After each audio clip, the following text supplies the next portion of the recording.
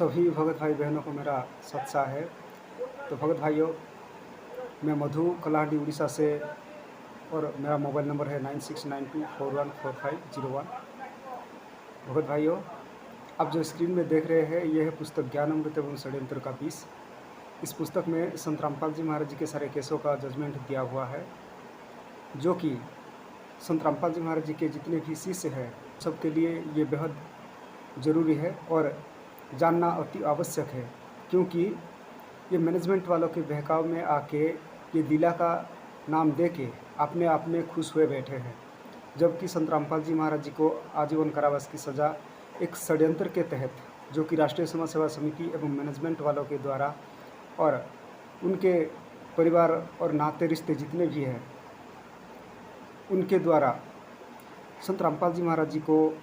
FIR number 429 और 430 में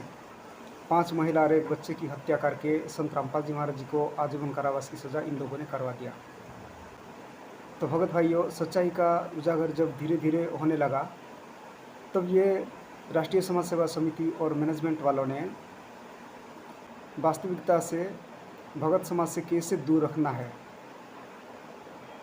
और अपरिचित रखना है, इसीलिए इन लोगों ने प्लानिंग किया और बोलना प्रारंभ किया कि संत रामपाल जी महाराज जी परमात्मा है, संत रामपाल जी महाराज जी कबीर साहब के अवतार हैं। इस प्रकार इन लोगों ने गुमराह करना शुरू कर दिया और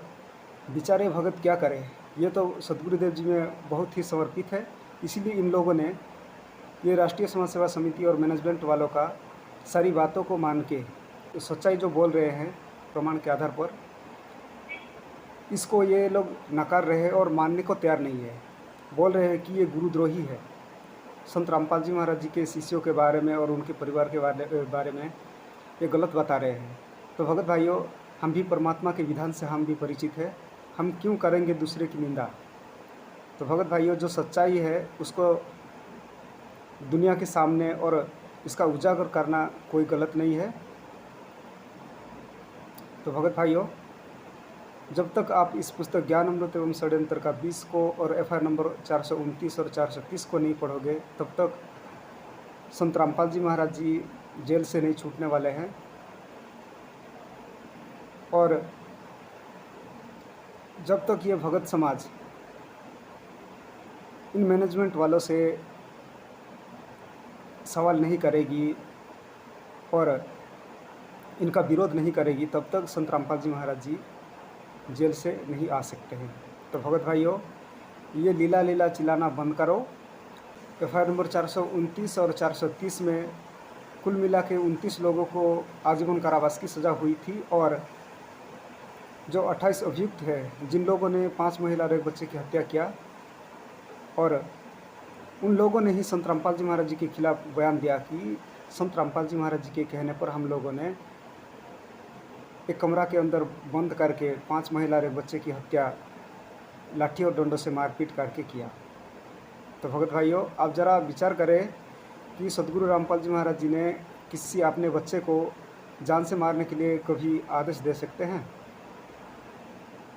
तो भगत भाइयों, इस तरह से संत रामपाल जी महाराज जी के परिवार वाले तथा जो रिश्तेदार है और जो अभियुक्त है एफआईआर नंबर 429 और 430 में, उन लोगों ने सभी इस तरह का बयान दिया है संत रामपाल जी महाराज जी को फंसाने के लिए। इसीलिए संत रामपाल जी महाराज जी को आजीवन कारावास की सज़ा हुई है। और देखो भगत भाइयों, आप सभी का पैसों का इस्तेमाल करके इन लोगों ने कैसे, मतलब इन लोगों ने खुद अपना दोष स्वीकार किया है कि हम लोगों ने 5 महिला और एक बच्चे की हत्या किया, और फिर कैसे देखो आप लोगों के द्वारा जो दान किया गया पैसों का उपयोग करके इन लोगों ने जमानत पर बाहर घूम रहे हैं और मौज कर रहे हैं। तो भगत भाइयों, मैं आप सभी से हाथ जोड़ के निवेदन करना चाहूँगा कि इस पुस्तक ज्ञान अमृत एवं षड्यंत्र का 20 को एक बार अवश्य पढ़े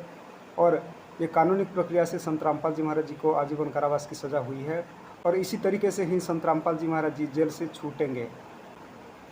तो भगत भाइयों, इस पुस्तक को आप सभी अवश्य पढ़ें और ये लीला का नाम उस दिन